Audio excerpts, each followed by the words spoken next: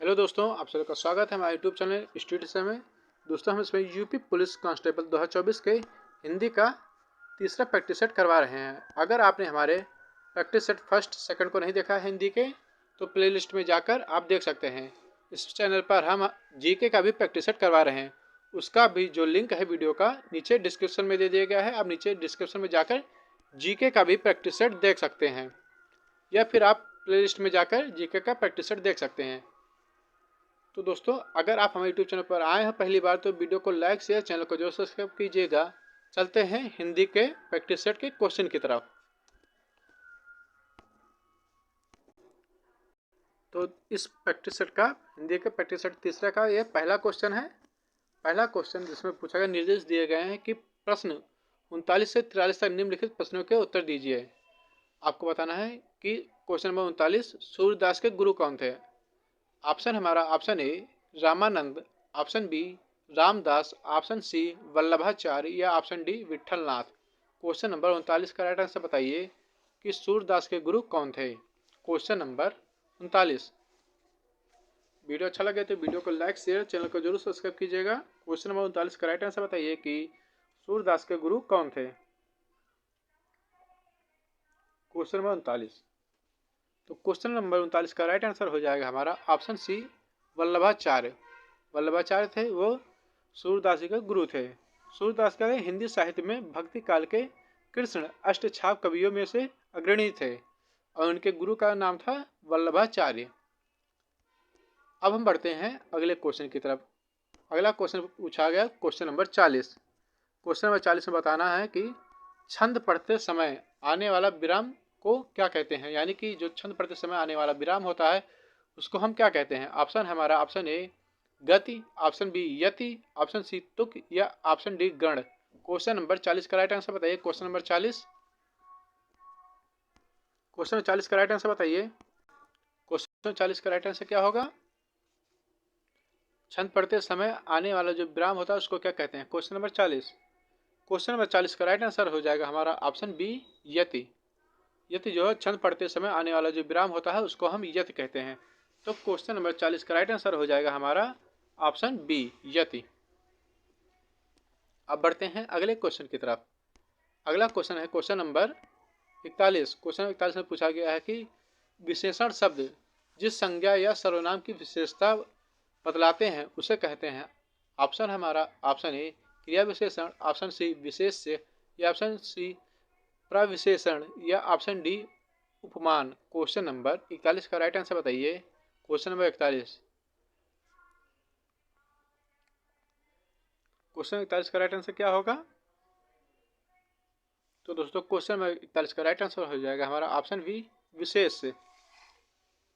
तो विशेषण शब्द जो होता है जिस संज्ञा या सर्वनाम का विशेषता बतलाते हैं उसे हम क्या कहते हैं, विशेष्य कहते हैं। और इसको हम क्या कहते हैं, संज्ञा भी कहते हैं। जैसे कि कोई व्यक्ति घंटी बजा रहा है, तो यहाँ कोई क्या हो गया, यहाँ कोई जो है वो विशेषण है तथा जो व्यक्ति है वह क्या हो गया, विशेष्य हो गया। तो इस विशेष की विशेषता बतलाई जाती है। तो क्वेश्चन नंबर 41 का राइट आंसर हो जाएगा हमारा ऑप्शन बी। अब बढ़ते हैं अगले क्वेश्चन की तरफ। अगला क्वेश्चन है क्वेश्चन नंबर 42। क्वेश्चन नंबर 42 में पूछा गया है कि प्राचीन शब्द विशेषण के किस प्रकार में आता है। यानी कि जो प्राचीन शब्द है वह विशेषण के किस प्रकार में आता है। ऑप्शन है हमारा ऑप्शन ए सार्वनामिक, ऑप्शन बी परिणामवाचक, ऑप्शन सी संख्यावाचक या ऑप्शन डी गुणवाचक। आपको बताना है जो प्राचीन शब्द है वह विशेषण के किस प्रकार के अंतर्गत आता है। क्वेश्चन नंबर 42 का राइट आंसर कमेंट करिए। वीडियो अच्छा लगे तो वीडियो को लाइक शेयर, चैनल को सब्सक्राइब कीजिएगा। Question number 42।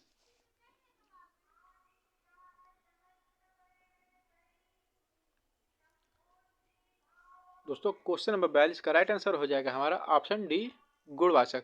जो प्राचीन शब्द के विशेषण है वह है गुणवाचक। इसमें क्या होता है, जो शब्द विशेष किसी संज्ञा या सर्वनाम के आकार, प्रकार, गुण, दोष, रंग, रूप, स्वभाव आदि का बोध कराते हैं वे क्या होते हैं, गुणवाचक विशेषण होते हैं। जैसे मान लिया चंचल, बुद्धिमान, समझदार, परिश्रमी, आधुनिक, ऐतिहासिक, ये सब क्या है, ये सभी क्या है, गुणवाचक विशेषण है। तो क्वेश्चन नंबर 42 का राइट आंसर हो जाएगा हमारा ऑप्शन डी गुणवाचक। जो प्राचीन शब्द का विशेषण है वह क्या है? गुणवाचक विशेषण है। तो क्वेश्चन नंबर 42 का राइट आंसर हो जाएगा हमारा ऑप्शन डी, गुणवाचक। अब बढ़ते हैं अगले क्वेश्चन की तरफ। Question number 43। क्वेश्चन नंबर 43 पूछा गया है, अभ्यास का विशेषण रूप है। आपको बताना है कि अभ्यास का विशेषण रूप क्या है, विशेष रूप क्या है। आपको बताना है जो अभ्यास है उसका विशेष रूप क्या है। ऑप्शन है हमारा, ऑप्शन ए अभ्यासिक, ऑप्शन बी अभियासी, ऑप्शन सी आभास या ऑप्शन डी आभासित। क्वेश्चन नंबर 43 का राइट आंसर बताइए कि अभ्यास का विशेषण क्या, विशेषण का रूप है। आपको बताना है कि अभ्यास का विशेषण रूप क्या है। Question number 43।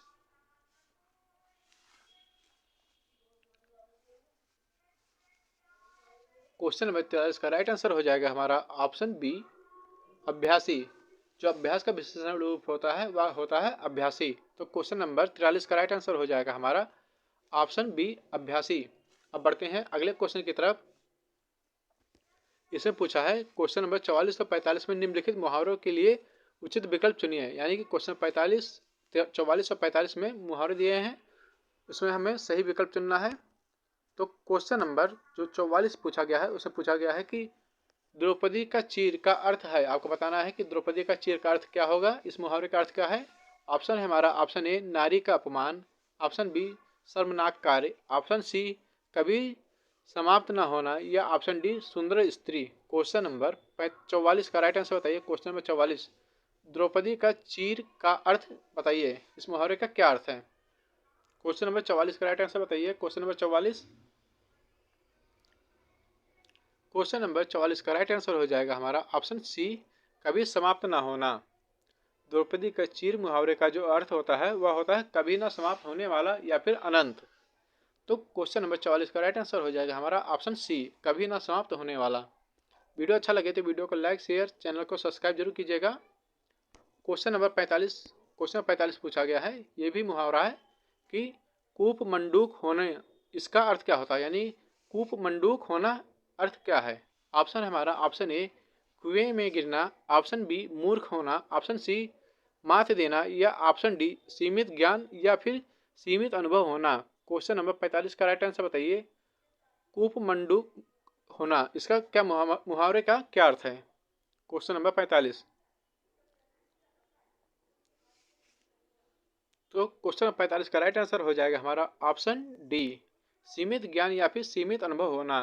कूप मंडूक होने अर्थ, मुहावरे का जो अर्थ होता है वह क्या होता है, सीमित ज्ञान होना या फिर सीमित अनुभव होना। तो क्वेश्चन नंबर 45 का राइट आंसर हो जाएगा हमारा ऑप्शन डी सीमित ज्ञान या फिर सीमित अनुभव होना। अब बढ़ते हैं अगले क्वेश्चन की तरफ। अगला क्वेश्चन है क्वेश्चन नंबर 46। क्वेश्चन 46 में पूछा गया है, इस प्रश्न के वाक्य के पहले और अंतिम भाग को क्रमशः 1 और 6 की संख्या दी गई है।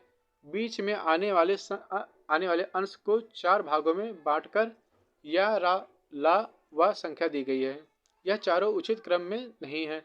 इन चारों को उचित क्रम में लगाइए ताकि एक शुद्ध वाक्य बनाया जा सके। यानी कि ये 4 जो क्रम दिए गए हैं इनको हमें सही क्रम में लगाना है ताकि ये शुद्ध वाक्य बन सके। तो हमें देखना है, पहला पूछा है सामाजिक जीवन में या वाला है, क्रोध की जरूरत बराबर पड़ती है। मनुष्य दूसरों के द्वारा पहुंचाए जाने वाले बहुत से ला, यदि क्रोध न हो तो वा, कष्टों के चिर निवृत्ति का छठा नंबर उपाय ही न कर सके। तो इसको हमें सही क्रम में लगाना है। तो इस क्वेश्चन का राइट आंसर बताइए, इसका सही क्रम क्या होगा इस वाक्य का निर्माण करने के लिए। क्वेश्चन नंबर 46, क्वेश्चन नंबर 46 का राइट आंसर बताइए। इस वाक्य का अगर हमें निर्माण करना है तो इसका सही क्रम क्या होगा। Question number 46। तो दोस्तों क्वेश्चन नंबर 46 का राइट आंसर हो जाएगा हमारा ऑप्शन ए या लावा। तो दोस्तों इसका जो सही वाक्य बनेगा वो होगा, सामाजिक जीवन में क्रोध की जरूरत बराबर पड़ती है। यदि क्रोध ना हो तो मनुष्य दूसरे के द्वारा पहुंचाए जाने वाले बहुत से कष्टों की चिर निवृत्ति का जो उपाय ही ना कर सके। तो यह जो इस वाक्य का ये सही क्रम है। तो क्वेश्चन नंबर 46 का राइट आंसर हो जाएगा हमारा ऑप्शन ए। अब बढ़ते हैं अगले क्वेश्चन की तरफ। अगला क्वेश्चन है क्वेश्चन नंबर 47। क्वेश्चन नंबर 47 पूछा गया है कि दिए गए वाक्यांशों के लिए एक शब्द का चयन कीजिए। आपको बताना है कि जो वाक्यांश दिए गए हैं इनमें हमें एक शब्द का चयन करना है कि इस पूरे वाक्य का एक शब्द क्या होगा। पूरब और उत्तर के बीच की दिशा को क्या कहते हैं? ऑप्शन हमारा ऑप्शन ए आग्नेय, ऑप्शन बी ईशान, ऑप्शन सी वायव्य या ऑप्शन डी नैऋत्य। क्वेश्चन नंबर 47 का राइट आंसर बताइए। क्वेश्चन नंबर 47, क्वेश्चन नंबर 47 का जो राइट आंसर है वो बताइए, कमेंट बॉक्स में कमेंट करिए क्वेश्चन नंबर 47। तो क्वेश्चन नंबर 47 का राइट आंसर हो जाएगा हमारा ऑप्शन बी ईशान। पूर्व व पश्चिम के बीच की दिशा को हम एक शब्द में क्या कहेंगे? ईशान कहेंगे। तो क्वेश्चन नंबर 47 का राइट आंसर हो जाएगा हमारा ऑप्शन बी ईशान। अब बढ़ते हैं अगले क्वेश्चन की तरफ। Question number 48। क्वेश्चन 48 पूछा गया है वलय। वलय शब्द का अर्थ चिन्हित कीजिए। आपको बताना है जो वलय शब्द है इसका क्या अर्थ होता है। ऑप्शन है हमारा ऑप्शन ए वृक्ष की छाल, ऑप्शन बी गोलाकार घेरा, ऑप्शन सी मृग छाल या ऑप्शन डी आवरण। क्वेश्चन नंबर 48 का राइट आंसर बताइए। वलय शब्द का अर्थ चिन्हित कीजिए कि वलय शब्द का जो अर्थ है वह क्या है। वृक्ष की छाल, गोलाकार घेरा, मृग छाल या आवरण। क्वेश्चन नंबर 48 का राइट आंसर कमेंट बॉक्स में कमेंट करिए। क्वेश्चन नंबर 48, क्वेश्चन नंबर 48 का जो राइट आंसर है वो हमारा है ऑप्शन बी गोलाकार घेरा। जो वलय शब्द है उस वलय शब्द का जो शाब्दिक अर्थ होता है वो होता है गोलाकार घेरा होता है। तो क्वेश्चन नंबर 48 का राइट आंसर हो जाएगा हमारा ऑप्शन बी गोलाकार घेरा। अब बढ़ते हैं अगले क्वेश्चन की तरफ। अगला क्वेश्चन है क्वेश्चन नंबर 49। क्वेश्चन नंबर 49 में पूछा गया है नीचे दिए गए शब्दों में से अव्ययी भाव समास का चयन कीजिए। यानी कि जो क्वेश्चन नंबर 49 दिया गया है उसमें अव्ययी भाव समास का चयन करना है कि अव्ययी भाव समास कौन सा है। ऑप्शन हमारा ऑप्शन ए पाप पूर्ण, ऑप्शन सी आजीवन, ऑप्शन सी घुड़सवार या ऑप्शन डी पीताम्बर। क्वेश्चन नंबर 49 का राइट आंसर बताइए कि जो नीचे दिए गए शब्द है उसमें अव्ययी भाव समास कौन सा है। क्वेश्चन नंबर 49,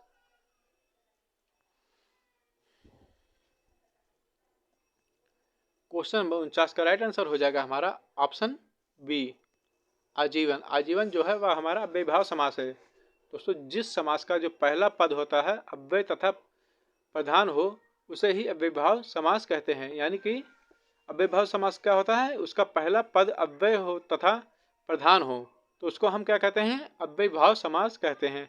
जैसे हो गया हमारा प्रतिदिन, अनुरूप, आजन्म, आजीवन, ये सभी क्या है? अव्ययी भाव समास हैं। तो क्वेश्चन नंबर जो 49 है इसका राइट आंसर हो जाएगा हमारा ऑप्शन बी आजीवन। आजीवन जो है वह हमारा राइट आंसर है। तो क्वेश्चन नंबर 49 का राइट आंसर हो जाएगा हमारा आजीवन। अब बढ़ते हैं अगले क्वेश्चन की तरफ। अगला क्वेश्चन है क्वेश्चन नंबर 50। क्वेश्चन नंबर 50 में पूछा गया है कि ठीक समय पर आ जाना, यानी कि जो ठीक समय पर आ जाना इसमें से कौन सा कारक है आपको बताना है। ऑप्शन हमारा ऑप्शन ए कर्म, ऑप्शन बी कारण, ऑप्शन सी संप्रदाय या ऑप्शन डी अधिकरण। क्वेश्चन नंबर 50 का राइट आंसर बताइए। ठीक समय पर आ जाना इस वाक्य में कौन सा कारक है। क्वेश्चन नंबर 50 राइट आंसर दोस्तों कमेंट बॉक्स में कमेंट करिए। क्वेश्चन नंबर 50, क्वेश्चन 50 का राइट आंसर क्या होगा दोस्तों? क्वेश्चन नंबर 50 है उसका राइट आंसर हो जाएगा हमारा ऑप्शन डी अधिकरण। ठीक समय पर आ जाना इस कारक में कौन सा अधिकरण है? कौन सा कारक है? अधिकरण कारक है। तो दोस्तों हम इसको इस प्रकार से समझते हैं, वह कारक जो क्रिया के समय, स्थान, अवसर आदि का बोध कराए तो उसे हम क्या कहते हैं? अधिकरण कारक कहते हैं। जैसे चिड़िया पेड़ पर बैठी है, ठीक समय पर आ जाना, घड़े में पानी है, तो ये सभी वाक्य क्या हैं? ये हमें अधिकरण का बोध कराते हैं। यानी कि जो बोध कराएंगे ये क्या कराएंगे? ये हमें अधिकरण का बोध कराएंगे। तो क्वेश्चन 50 का राइट आंसर हो जाएगा हमारा ऑप्शन डी अधिकरण। क्वेश्चन नंबर 51 है। क्वेश्चन नंबर 51 पूछा गया है कि मंदिर और मदिरा युग्म का उपयुक्त अर्थ वाला युग्म कौन सा है। आपको बताना है कि जो मंदिर मदिरा युग्म का उपयुक्त अर्थ वाला युग्म कौन सा है। ऑप्शन है हमारा ऑप्शन ए पूजा घर पुजारी, ऑप्शन बी घर सवारी, ऑप्शन सी गुफा बड़ी गुफा या ऑप्शन डी देवालय असवालय। Question number 51। क्वेश्चन नंबर 51 का राइट आंसर बताइए। क्वेश्चन नंबर 51, क्वेश्चन नंबर 51 का राइट आंसर कौन सा होगा? उसमें सही युग्म कौन सा है आपको बताना है। जो युग्म दिया गया है उसका सही युग्म कौन सा है? Question number 51। तो दोस्तों क्वेश्चन नंबर 51 का राइट आंसर हो जाएगा हमारा ऑप्शन डी, देवालय अस्वालय। तो दोस्तों क्वेश्चन नंबर 51 का राइट आंसर हो जाएगा हमारा ऑप्शन डी, देवालय और अश्वशाला। क्वेश्चन नंबर 51 का राइट आंसर है क्या? देवालय और अश्वशाला। दोस्तों गलती के लिए माफ़ी मांगता हूँ, थोड़ा सा जबान फिसल गया। तो क्वेश्चन नंबर 51 का राइट आंसर हो जाएगा हमारा ऑप्शन डी, देवालय और अश्वशाला। जो देवालय का अर्थ होता है वो होता है पूजा घर से, तथा जो मदिरा का अर्थ होता है वह अश्वशाला से होता है। तो क्वेश्चन नंबर 51 का राइट आंसर हो जाएगा हमारा ऑप्शन डी। अब बढ़ते हैं अगले क्वेश्चन की तरफ। अगला क्वेश्चन है निम्नलिखित में मिश्रित वाक्य है। आपको बताना है कि कौन सा जो है हमारा मिश्र वाक्य है। Question number 52। क्वेश्चन 52 का राइट आंसर बताइए। ऑप्शन है हमारा ऑप्शन ए, मेरे आते ही वर्षा होने लगी। ऑप्शन बी, उसके जाने के बाद वर्षा होने लगी। या ऑप्शन सी, वह घर से निकला और वर्षा होने लगी। या ऑप्शन डी, ज्यों ही वह घर से निकला वर्षा होने लगी। क्वेश्चन नंबर 52 का राइट आंसर बताइए कि इस वाक्य में कौन सा वाक्य जो है वह मिश्र वाक्य है। इन चारों में से कौन सा वाक्य है जो मिश्र वाक्य है। वीडियो अच्छा लगे तो वीडियो को लाइक शेयर, चैनल को सब्सक्राइब कीजिएगा। क्वेश्चन नंबर 52 का राइट आंसर बताइए। Question number 52। दोस्तों क्वेश्चन नंबर 52 का राइट आंसर हो जाएगा ऑप्शन डी। ऑप्शन डी जो है वो हमारा मिश्र वाक्य है। ज्यों ही वह घर से निकला वर्षा होने लगी। तो इस क्वेश्चन का जो राइट आंसर हो जाएगा वो हो जाएगा हमारा ऑप्शन डी। अब बढ़ते हैं अगले क्वेश्चन की तरफ। Question number 53।